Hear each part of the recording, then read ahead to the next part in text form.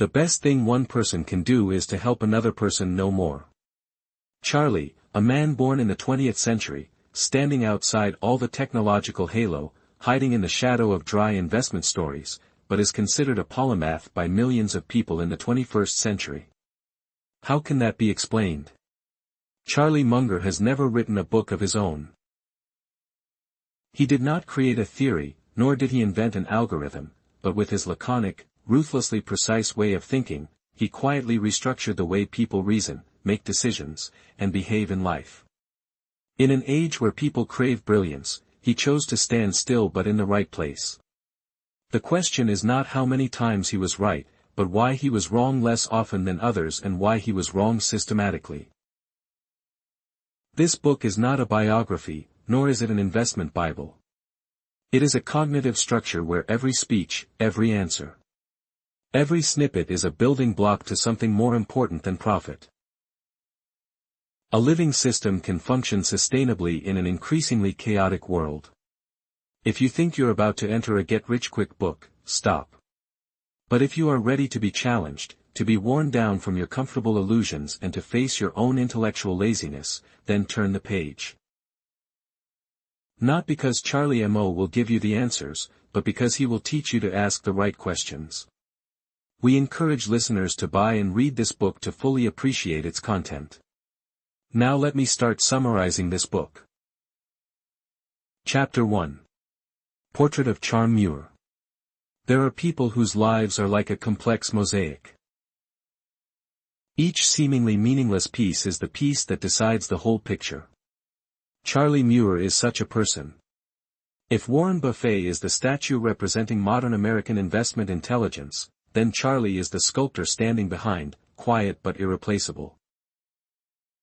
And to understand how he was able to do that, we have to go back to the very beginning of the story, to the birth of a child on the first day of 1924 in the heartland of America. Charlie was born in Omaha, Rask. The land is also home to Walt Disney, Jeffed, Harry Truman, and of course Warren Buffett. There seems to be something about the Midwestern American climate that makes its people stand for resilience, independent spirit, and a dry yet profound sense of humor. Among them, Charlie is a strange case, both the most critical observer of the era and the one who rejected all the halo that era bestowed. As a boy, Charlie worked at the Buffet & Son grocery store, where Warren's grandfather, N.S. Buffet, was an extremely strict boss. Charlie and the other children had to work 12 hours a day, no breaks, no meals, and at the end of the day, they had to give back 2 cents to contribute to the Social Security Fund, a new tax at that time. And of course, that comes with a lecture on the dangers of socialism. The story sounds like a funny anecdote. But it was from those difficult years that Charlie and Warren learned their first lessons about work, discipline, and the true value of money. Charlie's childhood was not glamorous. He did not come from a wealthy family but from a middle-class intellectual family where books and critical thinking were valued above all else. Charlie loves reading, especially biographies. That is why he was soon fascinated by Benjamin Franklin, who was also a symbol of multidisciplinary intelligence, principled living and lifelong self-learning. His family gave him books every Christmas and Charlie read them all in one night. No iPad, no internet, just lights and endless curiosity. As a teenager, Charlie often visited the home of Dr. Ida Davis, a close friend of his father's, to read medical journals. The 14-year-old student was not only fascinated by surgery but also by medical statistics. The combination of scientific thinking and data analysis, which sounds like the qualities of a modern-day investor, was present in Charlie even before he knew Wall Street. There is a little anecdote that you will hardly forget. Charlie used to raise up to 35 hamsters in her basement, then traded them with other children, always wisely choosing the bigger ones with more exotic colors. The future investing genius started out with a rat farm that smelled so bad his mother gave him an ultimatum: clean up the cages or move house. Moving beyond his childhood, Charlie continues to prove that he is not the type to conform to school stereotypes. He often confronted teachers not with his rebelliousness but with his superior knowledge and difficult questions that were so embarrassing. It is not surprising that he was soon seen as having an overly sharp personality. But that sharpness does not come with arrogance. Charlie was always calm, thoughtful and special, never saying too much. After completing high school, he attended the University of Michigan. But halfway through he joined the Army during World War II, the U.S. Army. Probably like every organization that ever met Charlie. He soon realized he was not suited to the role of mechanically executing orders. Charlie was sent to study meteorology at the California Institute of Technology, where he studied analytical intelligence. His logic is more powerful than ever. It was at Tech that he met his first wife, a talented and brave female student, not inferior to anyone. They got married, had 3 children and then divorced. That incomplete family life left many scars, but at the same time made Charlie more mature, quieter and more thoughtful in dealing with loss. One of the most profound losses was the death of his son Teddy. A shock that changed him forever afterward. When people ask him how to get through it, Charlie just says you have to keep going. No one can help you. Suffering has no shortcuts. That was the first leg of a rocky journey. Cold and honest about the man Charles Mayer. The man Warren Buffett called the most worthy intellectual opponent I have ever known. And this is just the beginning. After the war, Charlie left the Army with an unconventional decision. Instead of returning to Michigan to finish college, he skipped straight to Harvard Law School without a bachelor's degree. In his application, he wrote a letter explaining to the admissions board without any excuses or pleading, only using reason. As a result, Harvard accepted him and he not only graduated but also ranked in the top 10 of his class at Harvard. He was not known for his fiery personality or his bombastic debates. He stands out for his sharp reasoning ability, not afraid to argue but always going straight to the heart of the matter. A professor said Charlie never talked much, but when he did, everyone fell silent. After graduating, Charlie began his career as a lawyer at the firm R. & Garrett. Attorney Mo quickly became famous in the industry for 2 reasons. One is sharp writing and argumentation skills. Second is the temperament is not respectful. He did not hesitate to dismiss lawsuits he considered foolish, and even complained to colleagues if they were dishonest or negligent. For Charlie, the law is not a place to wriggle out, but a place to defend principles. But after a while in law, he realized he was on the wrong track. Despite his success, he felt bored. Legality limits the way he thinks, it forces him into a box, and he hates boxes. Don't let yourself sell one part of your life just to live the rest. In that spirit, he said, Charlie decided to move into investing. 1962 was a turning point, he founded his own investment company. At this time, Warren Buffett had also built Buffett and was emerging as a phenomenon in Omaha. Although they had known each other since their teenage years, it wasn't until that year that they sat down to lunch together again. The meeting lasted 4 hours. Buffett recounted, "We just talked like that, no formalities, no foreplay. We started talking as if we had been arguing for 20 years.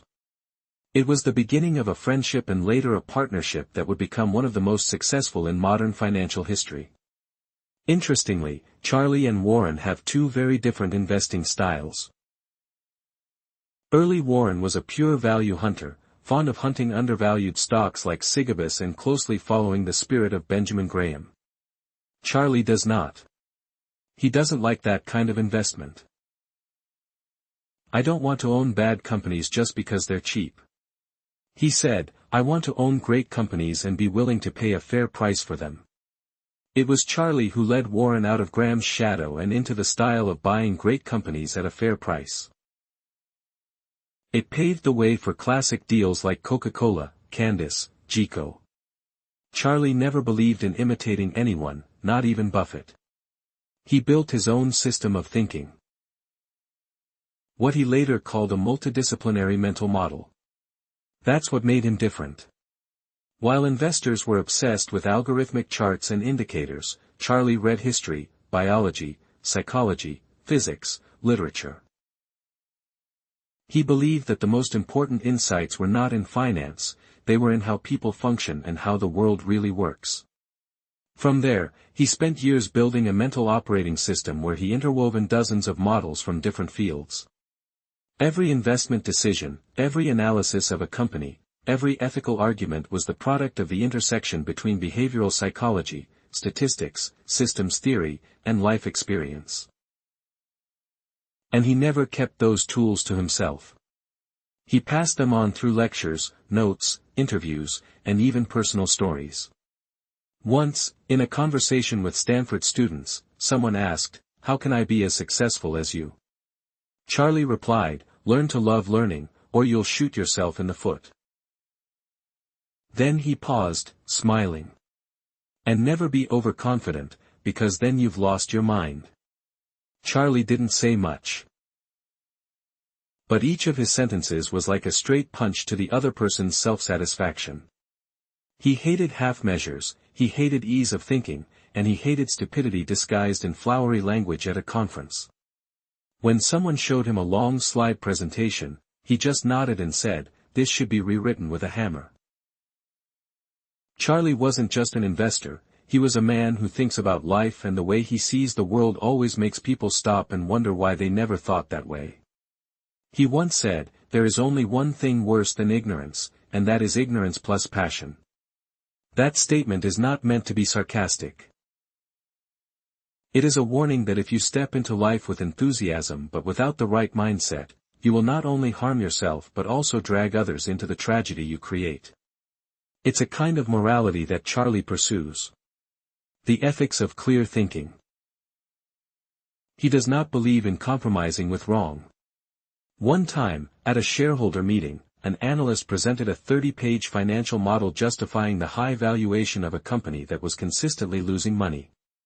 Charlie looked cold, frowned, and said, "When you need 30 pages to prove you're not stupid, then you are." Beneath his cold, sometimes harsh exterior, he was an extremely warm and humane man. Those close to him described him as a gentle father, a devoted grandfather, a caring husband, and a friend you could call at 2 o'clock in the morning without getting yelled at. One of Charlie's greatest philosophies in life was to be lovable and not ask others to love you first. It sounds simple, but if you look deeper, you'll see it's a call to noble living, something that's slowly disappearing in today's unforgivingly competitive world. When asked how to become like him, Charlie didn't talk about it. He didn't talk about qualifications, he talked about temperament. You can be smart, but if you lack humility, discipline, and are easily swayed by emotions, you'll forever be on the sidelines of the big stage of your life. For him, success it's not a product of genius, but rather the result of decades of disciplined thinking. There's a principle that Charlie applies to every aspect of his life. What if it were the other way around? Always ask yourself, what if I did the opposite? This is the spirit of inversion thinking, one of his favorite mental models when investing. Instead of just asking what would make this deal work, he would ask, what could make it fail miserably as a parent? Instead of telling them how to be successful, he thought about how to keep them from becoming unhappy, stupid, and immoral. It was that way of thinking that helped him avoid countless mistakes. Charlie doesn't try to do too many things right, he just tries not to do too many things seriously wrong. And he believes, as long as you're not stupid, you're better than most of the world. Once during a conversation with students, a young person asked him if he could summarize his philosophy of life in one sentence. He thought for a moment and then said, "Learn all your life and remember. Most people are fools in some areas, including you, so don't get too attached to your own certainties." That's what makes Charlie different. He's smart but never arrogant. He was strong but never flamboyant.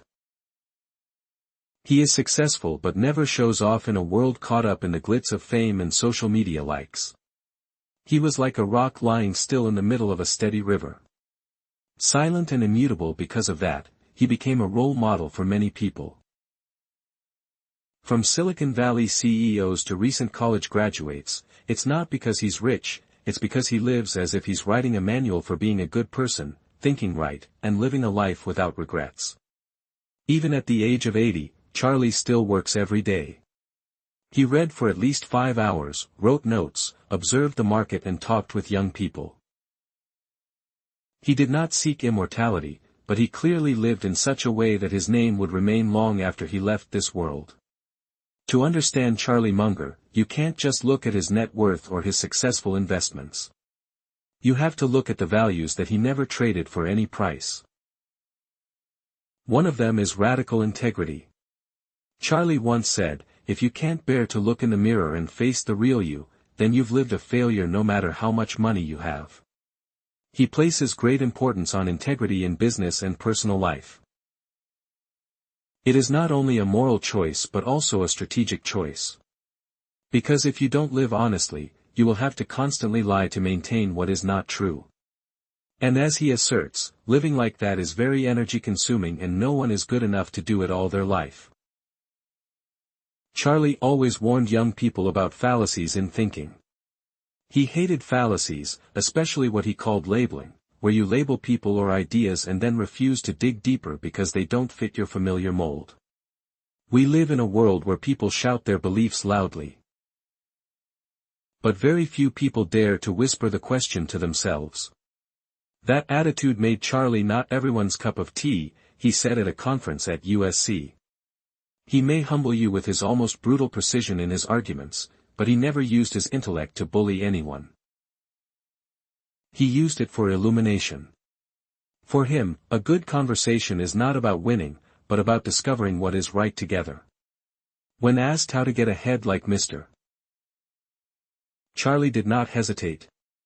Read voraciously, read widely and read deeply and never believe you know enough each day. He spends most of his time reading books, financial reports, biographies, science, philosophy and even fields for which he has no particular purpose. In addition to expanding the boundaries of thinking, it was this lifelong philosophy that kept Charlie ahead of his time. In a time when people are caught up in short-term news, volatile charts and herd investing trends, he remains independent and clear-headed because he does not study to win today's game. He learned to understand deeply how the world works and from there, chose to stand on his own ground. Because of that, he can make decisions that others think are strange, but later prove to be correct. Like investing in See's Candies, a seemingly unremarkable candy company, but a gem that Buffett admits is. Without Charlie, I would never have learned to truly appreciate a brand.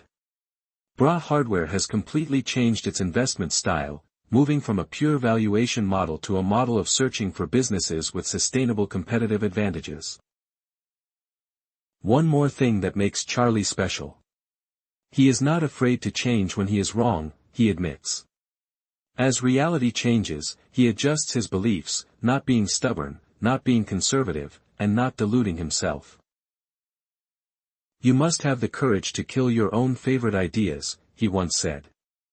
If they are no longer true, it is a form of courage, the rarest form. Courage to let go of ego. At 90, Charlie still speaks in the same language, straight, clear, and unvarnished. He makes no attempt to be media-friendly, has no need for sweet talk, and does not bother saving face if it gets in the way of the truth. But behind that grumpy appearance is a compassionate intelligence, always encouraging people to live right, think deeply and behave well. Portrait of Charlie Munger. If one must paint with words, it cannot be completed with mere intellectual colors. It needs the tone of discipline, the tone of intelligence and the light of faith in humanity.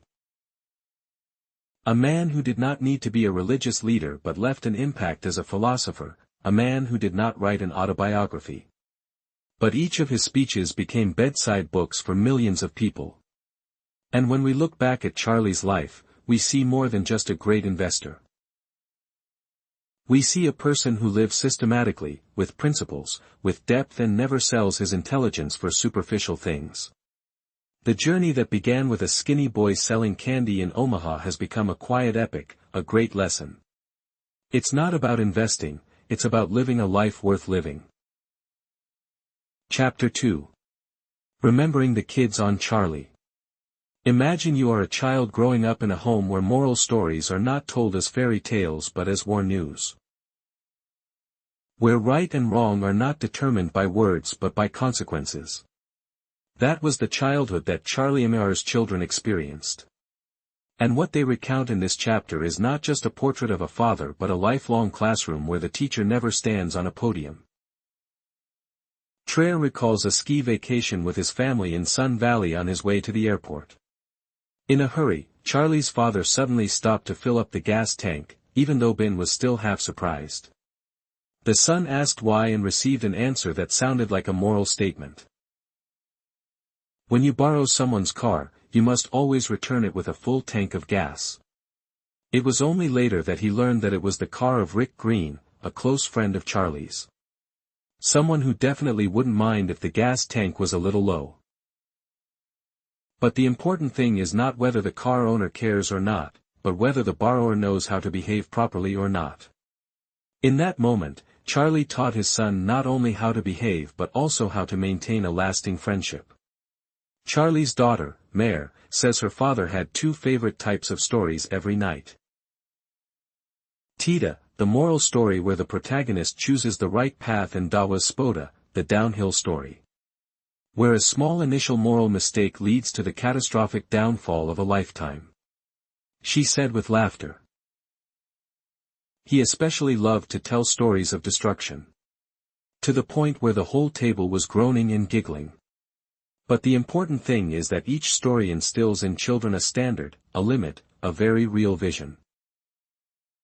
If you are not honest, if you do not behave ethically, the consequences will be very expensive. A specific story that Wendy told. A finance employee of the company Charlie worked for caused hundreds of thousands of dollars in losses due to errors. Immediately after discovering it, this person immediately went to confess to the company president and boss. Instead of firing him, he kept him because he did the right thing and admitted his mistake. If he tried to hide it even a little bit, he would have been fired immediately with Charlie. Mistakes can be forgiven, but dishonesty cannot. Botwick, Charlie's stepson, recounts memories from summers in Minnesota, where he lived with his extended family. Short stories like the story of forgetting to buy a newspaper become lifelong lessons. One rainy morning, William went to town to pick up the maid and forgot to buy Charlie a newspaper. The answer he received was to go back and get it and never forget it again. No scolding, no anger, just a short, clear, decisive command containing the philosophy of doing it right the first time. Ho's next story is about the key falling to the bottom of the lake, a childish mistake but not one of indulgence. Charlie just said, "Go dive and find it yourself and don't go home without finding it." They dived for hours until the sun was almost down and finally found the key shining among the moss. These lessons are taught not by words but by actions, and it creates a moral standard that no words can shake. And David Bwick, another son, tells how Charlie turned a tennis ball machine into a tool for practicing perseverance. Although he bought it for his children to practice with, he was actually the one who used it the most, practicing with unimaginable intensity every day. But what is more interesting is the way he quietly instills determination in his children, not through teaching but through example. Throughout these stories, Charlie never tries to befriend his children in the modern way. He is a strict, principled father but also fair and patient. He did not yell or discipline with a whip. What he uses is expectation, an invisible but very powerful pressure. If you live in this house, you must learn to behave properly, not because you are being watched, but because it is the right thing to do. Nothing too complicated, just refilling the tank, not forgetting to buy the newspaper, not losing the keys. But every little action in Charlie's world is part of a living system. A worthy web of trust that he built over a lifetime. William recounts one particular occasion when he and Charlie went on a fishing trip. In the moment sitting quietly in the cold lake in the early morning, he realized there was something very strange about the man beside him. Charlie never does anything by halves. Not only did he tie the bait carefully, he also checked the wear of the fishing line, checked the wind direction, and analyzed the sun's shadow with him. Even an act as simple as fishing must be done with integrity, not letting chance determine the outcome. Willem laughed. It was the first time I understood why he always won in investing. Because he never left his life to chance. The children still remember very clearly the times when he punished them with silence, without yelling or forbidding them. Just a look, a long pause was enough for the child to realize that he had deviated from Mr. Charlie's standard of not punishing behavior. He evokes self-awareness, and that is the scariest thing. Having to face disappointment in the eyes of the person you respect. How tells an unforgettable lesson. He once reacted angrily when criticized for his impolite behavior at a party. Charlie didn't say anything after that, but the next day he took Ho to his office and placed a printed copy of an article in front of him about a businessman who had lost his entire company because of a rude behavior at a conference. No blame, no teaching, just a suggestion that made Ho think for the rest of his life. One of the strange things is that the children don't remember much about the times Charlie praised them, but they remember very clearly every time he criticized them, and especially how he did it. No sarcasm, no demeaning, but like a mirror placed in front of them, making it impossible for them not to see their own mistakes. Charlie never accepted sloppiness in thought, speech, or action. David shared, he doesn't care if your child is good at math or knows Latin. He just wants you to behave properly, be straightforward, disciplined, and honest to the point of making others uncomfortable. And so, growing up in a family like that is not easy. But it creates people who are able to stand firm in life. Not because anyone forces them, but because they are equipped with unbreakable principles. However, Charlie is not a cold father. On the contrary, he is extremely affectionate, but his affection is expressed through actions. When a son died of cancer, he did not cry, he simply sat by the bedside for many nights without saying or doing anything. But that presence, that quiet presence, is something that the children who grew up with him will carry with them throughout their lives. One of the most touching things is the way he treats his wife's stepchildren. Children who, by society's definition, do not belong to him. But Charlie never considered them stepchildren. In his mind, there is or it doesn't matter if you have no blood. What matters is whether you live together right or not. He loved and raised those children with the same standards. Standards of respect, fairness, and unconditional responsibility. Wendy said that in the evenings when the whole family gathered together, Charlie liked to tell strange stories about people who failed. Not to laugh but to analyze. He never told stories in the Hollywood style. He liked guys who failed, had messy thinking, made stupid decisions. And then destroyed themselves with a series of mistakes. But strangely, when he told the stories, the children were not afraid. They felt guided because behind every tragedy was a lesson about what not to do and what to do very early. One day, Wendy asked, "Dad, do you believe that good people will be rewarded?" Charlie frowned and then he replied, "I believe in probability. And in the long run, kind people are more likely to be happy." That answer, like all his other answers, was not a fairy tale. It has the color of reality, of logic, and of quiet kindness. When you live next to someone like Charlie Munger, you're not just nurtured, you're challenged. Every word, every action, even his silence seemed to be asking a question. Are you living right? Wendy tells a profound memory. As a teenager, she once showed contempt for a waiter because of slow service. She thought she was right, but Charlie only said one sentence without raising her voice. "I don't know what that person went through today," and he continued his meal as if nothing happened. But that cold, sharp, and kind sentence left a mark in Wendy's memory like a light punch to her ego. She never did it again. Another time. When a child expressed excitement over winning a video game, Charlie simply smiled and asked, "Where do you think those skills will help you in real life?" Not to dampen the fun, but it's his way of bringing every action back to the core question. Is it really useful? With Charlie, everything from how you treat your waiter to how you spend your time should be judged by standards of efficiency and ethics.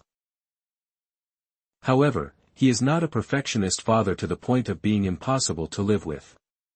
In fact, Charlie has a very dark, sharp sense of humor and often uses it as a way to teach without lecturing. The children clearly remember the times when he pretended to be a failed CEO, reenacting shareholder court in the living room with a mournful voice.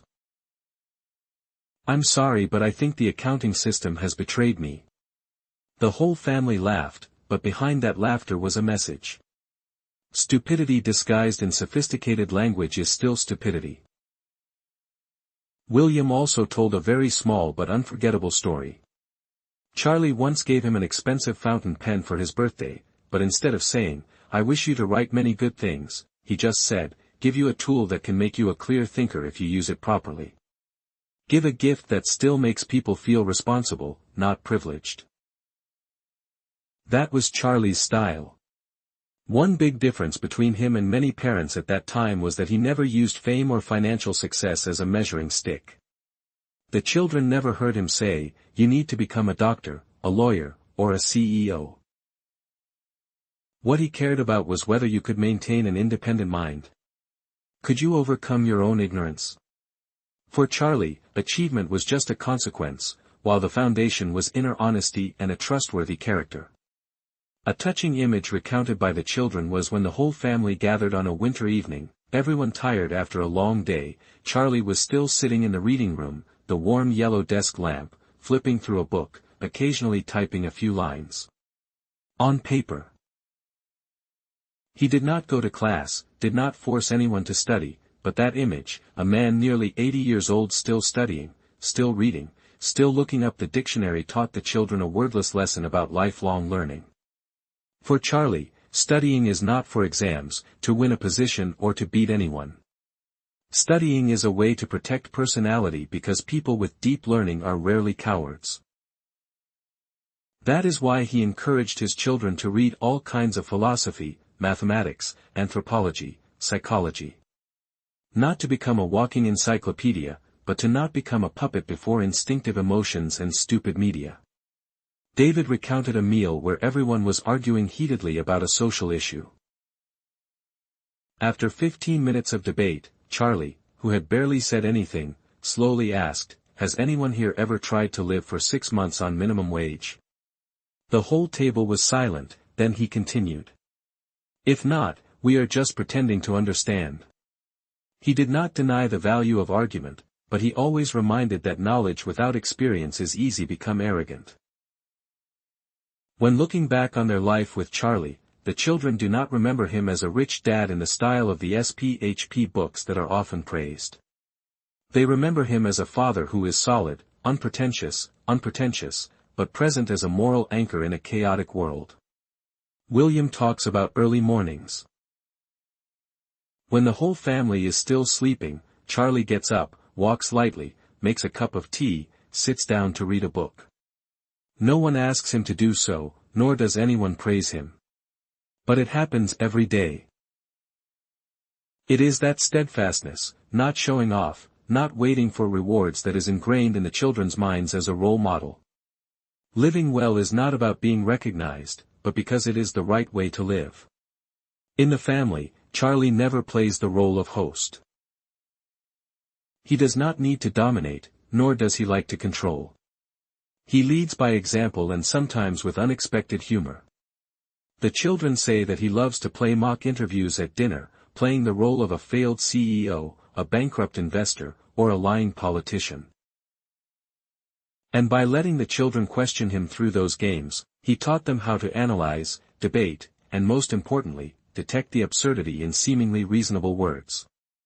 He also incorporated psychological and behavioral principles into those games. What he later called the psychology of human mistman. But he didn't lecture like a professor, he played the role of the person who made the mistake so that his children could learn how to avoid it. In that way, Charlie not only imparted knowledge but also taught humility. Because to learn, you must first accept that you can be wrong. Something that every child who grew up in Charlie's house remembered for a lifetime. He never did things by half. If he decided to hold a family meeting, he would prepare as if it were a Supreme Court hearing. If he was going to read a book, he would read it from the table of contents to the endnotes. If he said "let me think about it," it meant that I was really thinking about it and would come back with a point of view that had been examined from many angles. So when he praised, it was a very strong compliment. When he criticized, that's when you should sit down and listen. There's no room for empty flattery in Charlie's world. Everything has a basis, every word carries responsibility, and every action shapes who you become. The kids will always remember Charlie sitting with them in the backyard looking up at the night sky, no TV, just him and the kids. And he said every star was an unsolved math problem. If you're patient enough, you might figure some of it out. But never forget. The important thing is not that you solve them all, but that you never stop asking why. That's what Wendy calls a legacy of thinking.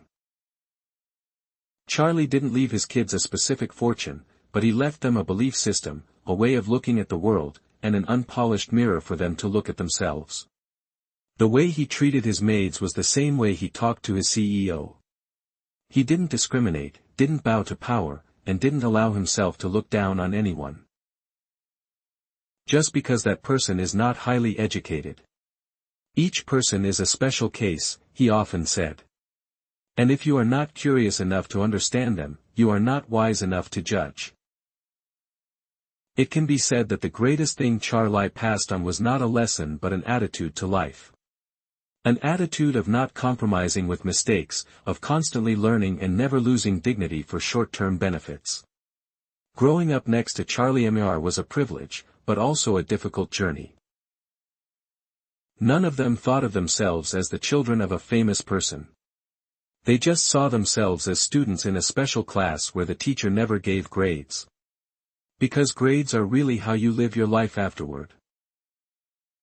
And perhaps when Charlie leaves this world, he will not leave a long will, but he has left a kind of legacy that very few people achieve. A generation of people shaped by ethics, discipline and clear thinking. Chapter 3. Mo's approach to life, learning and decision-making. There is one thing that makes those anyone who has ever met Charlie Munger can never forget. He never separates living well from investing wisely with Charlie. Successful investing is not a separate skill but just a natural consequence of a well-organized life. Deep thinking and strict self-discipline like Benjamin Franklin, the spiritual hero he admires. Charlie is a self-taught, self-trained and self-respecting person to the point of almost absolute. Benjamin Franklin succeeded in almost every field of science, diplomacy, printing, journalism, charity, invention. But what Charlie admires most about Franklin is not the achievements but the method. A method that is both rigorous and tolerant, both practical and profound. Charlie learned from Franklin the ability to delve into the nature of things, endless curiosity, patience in the face of complexity and the ability to draw simple conclusions from a multidisciplinary knowledge system. What is special about Charlie Munger is that he never considers himself an investor. He lives as a thinker, makes decisions as a strategist, learn like a scholar, and trade like a systems architect.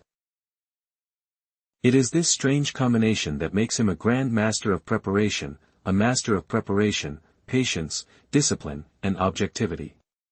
Warren Buffett once said, "Charlie can analyze and evaluate any deal faster and more accurately than anyone else. He can detect real weaknesses in just 60 seconds. So what makes this strange ability? The answer lies in a fundamental philosophy of life. Never make decisions based on the superficiality of a single field of perception.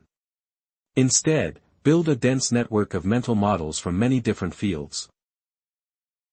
Physics, biology, psychology, mathematics, history, philosophy, economics, engineering, and use them as a filter to see the essence of every problem. Charlie calls it the multiple mental model method. This pillar of thinking makes him completely different from ordinary investors. Most investors only look at financial statements, metrics, and discrete quantitative analyses. They treat a business as an isolated object, a collection of data. But Charlie is different.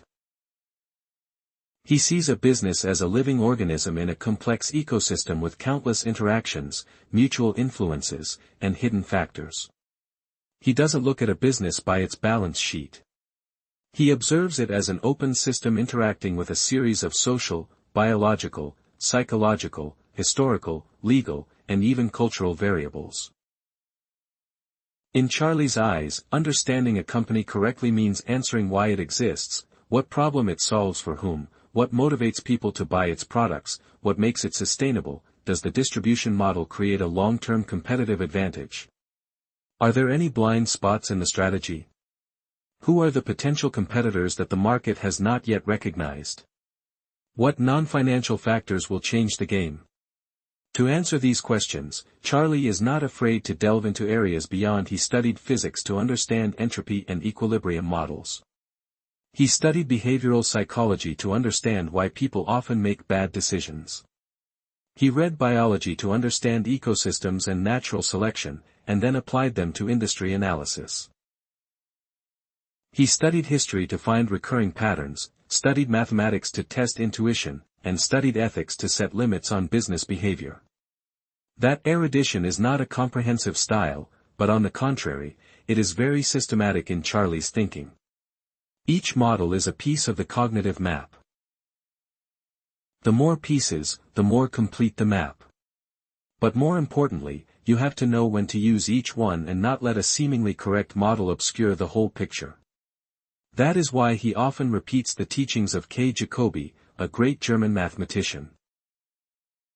Invert is not just a mathematical technique but a thinking principle. If you can't solve a problem by moving forward, try starting from the opposite result. And trace it back to the cause. That's how Charlie often discovers common thinking errors that others overlook. When other investors ask why this company will grow, Charlie asks what can cause it to collapse when others ask how to succeed.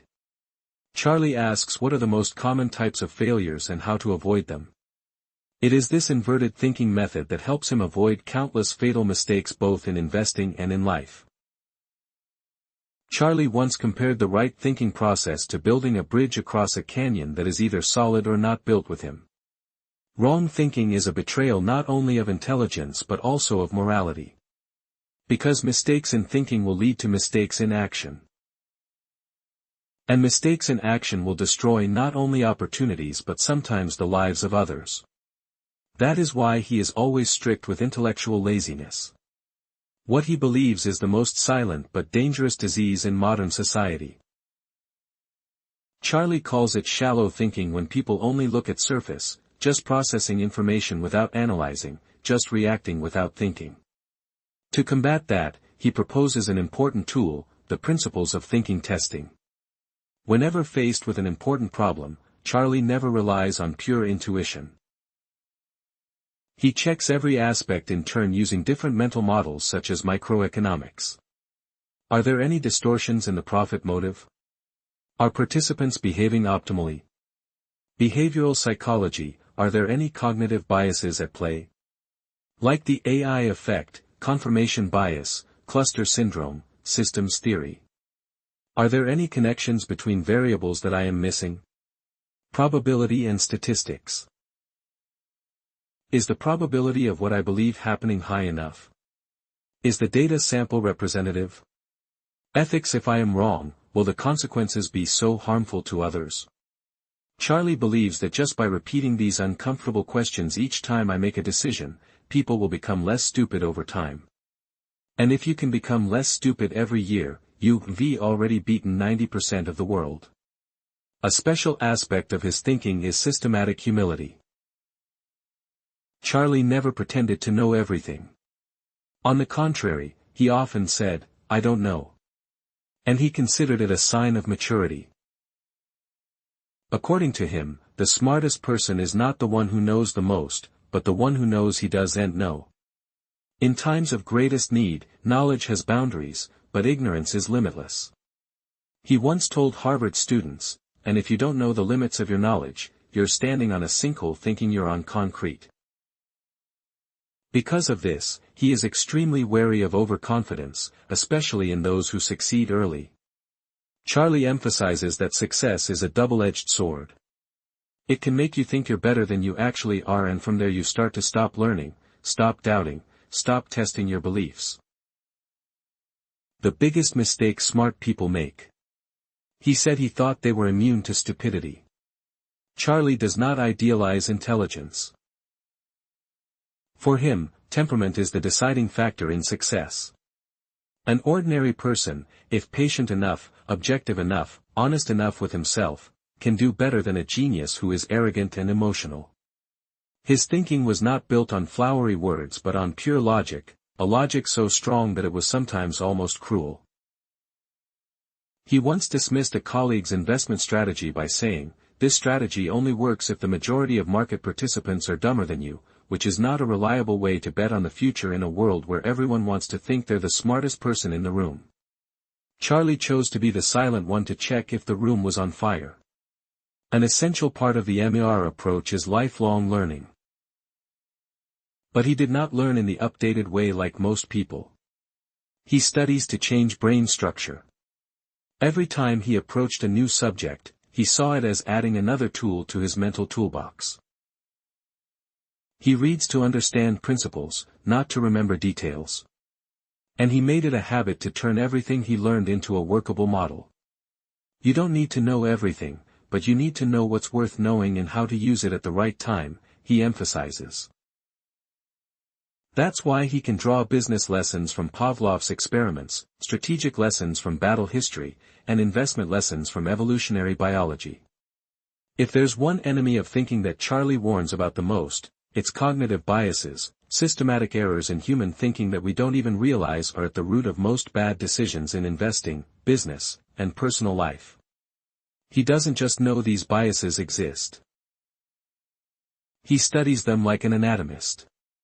Charlie has listed more than 20 common psychological errors and described how they interact and amplify each other to make people act stupidly while still thinking they're smart. Some biases are especially dangerous that Charlie is always wary of. Motivation bias. When people are driven by rewards, they distort reality without realizing it. Out. Don't expect people to behave differently when their jobs depend on not understanding what you just said. He says, commitment bias, once people have a point of view, they will do whatever it takes to defend it, even when the evidence is wrong. This explains why CEOs often prolong failures rather than admit and change sooner. Social proof. When too many people believe something, people tend to assume it is true. This defies reason, and is the cause of financial bubbles and herd behavior. Loss reaction syndrome. People will do irrational things to avoid losing what they already have, even if it no longer has real value. This is a common trap in the psychology of holding on to loss, authority bias. People are more likely to follow the orders of someone who seems to have authority. Even if it goes against morality or reason, Charlie doesn't just know these biases. He builds mental defenses against them by examining his decisions yourself through opposing models, opposing views, and even by acting as an outside critic. Charlie believes that understanding biases is not only about avoiding mistakes, but also about preventing self-deception. Charlie believes that people are not stupid because they lack information, but because they do not want to face information that does not fit their existing beliefs. And the most dangerous enemy is not ignorance, but ignorance combined with complacency. That is why he strongly emphasizes the ethical element in thinking, not allowing intelligence to be used to justify wrong behavior. If you use thinking to defend wrongness, you are using it as a weapon of destruction, destroying both yourself and others. In investing, Charlie is especially wary of models that seem to be right. He believes that the greatest danger comes not from things that are clearly wrong, but from things that are half right. Companies with steadily increasing profits but hidden risky debt structures. CEOs who say the right things but do the opposite. Markets that grow but lack sustainability. Solid. They're all logical traps. Charlie once said. When something seems too perfect, dig deeper. Because there's usually something rotten underneath. His critical thinking is always pushed to the limit, not to be conservative but to preserve wisdom. Another key part of dreaming is contingency thinking. Charlie believes that life is too complicated for you to be 100% right. So, instead of betting big on being right, he always prepares for the possibility of being wrong. This is not just an investment principle, but a life principle. He stays away from situations that are only right if everything is perfect. Because in reality, things rarely are. If you need a perfect chain of events to succeed, you're playing a dangerous game, he warned. From there, Charlie always chooses simple but sustainable solutions over optimal but fragile options. He likes businesses where the CEO sleeps. The company still operates well. Strategies that keep capital even in bad markets. Relationships that despite controversy, he still maintains respect. When asked about the secret of his success, Charlie Munger often avoids attractive answers. He does not talk about golden opportunities, does not promise breakthrough strategies, and absolutely does not use the word passion. Instead, he gently repeats a philosophy that has been ingrained in his blood all his life: be kind, learn for life, and avoid stupidity. It sounds simple, even trivial. But this intentional mediocrity is a spectacular counterattack against the era of false brilliance in a world where everyone wants to stand out. Charlie chooses to be less wrong every day. And to do that, he pursues an almost ascetic discipline, minimalism in action and complexity in thinking. Do not make decisions without understanding the nature of the game, do not participate if the rules of the game are not clear. Do not speak unless absolutely necessary, and never work with untrustworthy people no matter how attractive the profit. Another important philosophy is that successful people, a true success is someone who others want to work with, even when they are not forced to.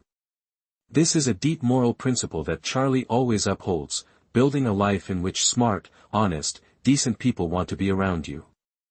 If you can only work with terrible people, you are probably part of that terribleness yourself. Charlie does not use a list of goals like how much money, how much real estate, how many stocks to have. He uses a different checklist. Am I learning something new today? Am I admitting when I am wrong? Am I keeping my promises? Am I doing the right thing when no one is watching? Am I confident without being arrogant? Am I living so that at the end of my life, people I respect will still consider me a friend? For Charlie, you don't have to be a genius to be successful, but you do need to avoid the things that will make you fail: certainty, excessive greed, dishonesty, laziness, and choosing the wrong friends. If you can avoid just those 4 things, you will have beaten 90% of the people out there. A deep part in this chapter, Charlie sees time. He doesn't believe in being busy. He spends his time reading, thinking, and doing nothing. Sometimes the best way to make the right decision is to do nothing. Let things settle like muddy water before you can see the bottom. In a world obsessed with speed, he chooses depth. In a society that demands instantaneous responses, he chooses silence to observe. Charlie also doesn't shy away from talking about death to him. Death is a natural consequence, nothing to fear, only preparation. And preparation isn't about leaving a legacy, it's about daily behavior. Every moral choice, every good decision, every honest act is a building block in the tomb of character you leave behind. When I die, he once said, I don't care what they write on my tombstone. I just care that they talk about what I believe and live by it. This chapter ends with a very memorable passage, a call not for the faint of heart. If you really want to be better than the rest, then ignore most of the advice out there. Don't chase passion, don't idolize wealth, and don't confuse short-term success with long-term wisdom. Live systematically. Learn every day. Dare to stand alone when needed. And most importantly, never fool yourself because you are the easiest person to fool. That's the Charlie Munger philosophy. Not loud, not colorful, but deep enough to last a lifetime. Chapter 4. 11 Graduation Talks. A sultry afternoon at the prestigious Los Angeles High School on the wooden platform.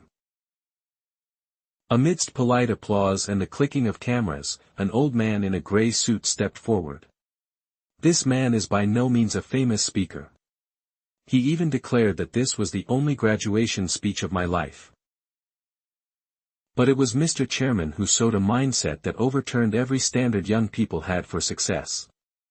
Charlie opens with a light-hearted joke but completely turns the framework of expectations upside down. Instead of showing young people how to live a happy life, he chose to show them the sure path to misery. That invert thinking is an enlightening lesson. Sometimes the fastest way to get it right is to learn it backwards. Want to be unhappy? Very easy. He said with a smile. Be jealous, blame, live an undisciplined life. He paints a picture of a failure not through tragedy but through daily routine. Things we think are harmless, being jealous of others, living impatiently, being indifferent to kindness, or always finding reasons to blame circumstances. Layer upon layer of those habits accumulated little by little, becoming the road to hell. Slowly but surely, Charlie didn't stop there. He emphasizes a more subtle kind of unhappiness, dishonesty with oneself. A person who lives by always justifying his weaknesses and denying his mistakes will gradually lose the ability to perceive the truth. And once you lose that ability, you are no longer a free man. You are a slave to your own illusions. His tone was soft, almost absent-minded. His words were like a sharp knife. He told the story of Moronos, which taught millions of young people what Harvard could fail at, being on time, doing the right thing, and doing enough every day. A simple lesson in discipline, but he said it with unmistakable seriousness. If only universities could teach that. He concluded with a strange structure, praying that they would rise by living a humble life, looking down every day. A quote that goes against all the flowery slogans on the graduation backdrop. But that is Charlie Munger turning everything upside down and forcing us to think deeper. Charlie does not give advice on reaching the top in the way of a motivational speaker. He advises young people to learn to see the abyss clearly. Because knowing how to avoid mistakes is more important than knowing how to get on the right path. He borrowed a satirical image. If you want to have an unhappy life, find a way to live so that no one can't stand you. And then he began to list. Not the lofty things but the common, easy to do, easy to fall bad habits, always being jealous of other people's success. Which is both a waste of time and destructive to the mind. Jealousy is the most stupid sin. He said, because it doesn't give you any advantage, it even makes you miserable while the other person is unharmed, not taking responsibility, always blaming others, the system, the times. Charlie emphasized, a successful person is not someone who is never wrong, but someone who dares to admit mistakes early and correct them. React instead of think. According to him, most people fail not because they lack ability but because they live in a state of constant reflex, getting angry at everything anyone says. Every situation is seen as a personal attack, which turns them into slaves of emotions, not masters of reason. Another insight in the speech is that when Charlie separates material success from moral success, he does not encourage young people chasing after the halo of career glory. Asked directly, is the person you admire the most the one who earns the most money? There are values, if you don't grasp them early, you will spend your whole life trying to find them again. One of them is a trustworthy personality. According to Charlie, being someone others want to work with, even without being forced, is one of the most valuable assets you can accumulate.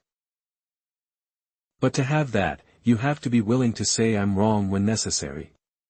You have to be humble enough to listen. You have to be patient when others don't understand you. You have to know how to think slowly, speak less, and do the right thing even when no one praises you. Then Charlie recounts a simple but lasting principle of life. Go to bed every night without owing anyone an apology. If you can do that, he says you have lived that day well. One of the most profound passages of the speech is when Charlie recounts a small, seemingly ordinary situation. An old classmate passed away not because of an accident, not because of illness, but because his mind was gradually rotting in bitterness and blame. That friend had been a good student, once expected to go far. But as the years passed, all the dissatisfaction, jealousy, envy, and an unfair attitude about life had eroded all his best abilities. He didn't fail because he wasn't smart, Charlie said. He failed because he couldn't control his bitterness toward Charlie. It was a special kind of bankruptcy, a bankruptcy of the mind, a slow but steady slide. It started with unforgiveness and ended with hopelessness. Here he deftly turned from logic to emotional philosophy. Charlie Munger was both sharp and human. He didn't preach morality about what to do, but pointed out the real biological and psychological consequences of bad things. Jealousy keeps you in a constant state of tension, blame makes you lose control of your life. Irritability shortens your life. He used logic to erode every illusion of entitlement. If you go to dinner and find one waiter unfriendly, that's not a big deal. But if you treat 20 waiters badly for 20 years, the whole no one will smile at you sincerely in your life. The problem is not that it's okay once, but that bad habits accumulate and create a bad life. That's what Charlie calls slow self-destruction. Destruction. No explosions, no scandals. Just a little bit of stopping studying every day, lying a little bit, ignoring the right thing, resenting others. Doing things half-heartedly. Then one day you wake up and find that you no longer respect yourself. The biggest enemy in your life is not other people. It's the worst version of yourself, and you will live with it for the rest of your life. If you don't learn to control and overcome yourself, no one can help you. Not even Harvard. Charlie also made a paradoxical observation. Many intelligent people become failures because they use their intelligence to justify instead of to learn. When a good reasoner makes a mistake, they don't apologize, they argue, they build verbal fortresses to defend themselves, and thus, they unintentionally block their own growth process. Near the end of the speech, Charlie Munger does not tell stories of brilliant successes, nor does he advise students on what to do after graduation. He only talks about people he admires, not because they are rich or famous, but because they live in a respectable and justifiably likable way, becoming lovable people. He says it is a rational life strategy not only because it is ethical but because it is effective. You will be helped more, you will be forgiven more, you will be connected with kind people, and you will have more opportunities. Not because you are good at flattery, but because people feel secure when giving you their trust. He emphasized that most of the happiness in life comes not from big things but from how the people around you feel about you. True admiration. What cannot be bought with money, cannot be faked with a tone of voice, and cannot be created with fame is the reward of those who live well, think well, and act consistently. In his farewell speech, Charlie Munger left a simple quote that many students later said changed the direction of their lives. If I could choose between a genius mind that no one wants to be around and a mediocre mind that lives a decent life, I would choose the latter, and I would bet that the former would be happier, live longer, and have fewer regrets. It's not just advice but a message from a lifetime. A person who has lived through many ups and downs. Seeing both the light and the dark of people, of the market and of himself. Charlie did not stand in a high position to lecture. He sat at the same level as an old man telling stories to the young with a look that was both sharp and gentle. And then he finished. No loud applause, no flashy announcements, just a long silence. The silence of people quietly rethinking how they have lived. Those students in that moment probably all felt something very rare. A true lesson from a man who has learned all his life to say the right thing. Thank you for staying until the last minute. It's not easy to enter Charlie Munger's world, a world without color, without comfort, without indulgence in ambiguity. There, every ignorance is called out, every illusion is stripped of its smooth surface, and every success is illuminated by discipline, scrupulous honesty, and an ancient weapon that few still use. Deep thinking. If you've listened this far, I believe you're not looking for entertainment, nor are you looking for instant success secrets.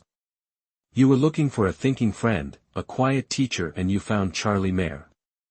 Not because he has pleasant answers, but because he is not afraid to ask questions that will keep you awake at night. This book doesn't teach you how to be special, it just patiently points out the sure paths to failure for you to avoid. There are no magic spells, no formulas, just close observation of life and a deep commitment to integrity. If you feel a sense of unease after finishing the book, a sense of unease over unanswered questions, a feeling that you need to rethink the way you live, then perhaps this is what Mo always wanted to leave behind. Not applause but a seed of knowledge begins to sprout within you. I don't expect you to be successful after reading this book. I just hope you will live more consciously and have the courage to realize when you are fooling yourself. If you found this book valuable, please leave a review, but no flattery needed. Respond honestly and thoughtfully as Charlie would. Not for me but for you to record your thoughts and start building a clearer standard of thinking for yourself. And if you have a book that you think should be retold this way, please suggest it to me. Please send the name of the book. Not because it's famous, but because you think it's worth digging into. I will read, I will listen, and if possible, I will retell it with all the respect it deserves. Thank you sincerely for daring to go far with me through every word, every thought, and even the dark areas where the light of thought rarely shines. Keep reading, keep thinking, and keep living with a higher standard even if no one asks you to. D.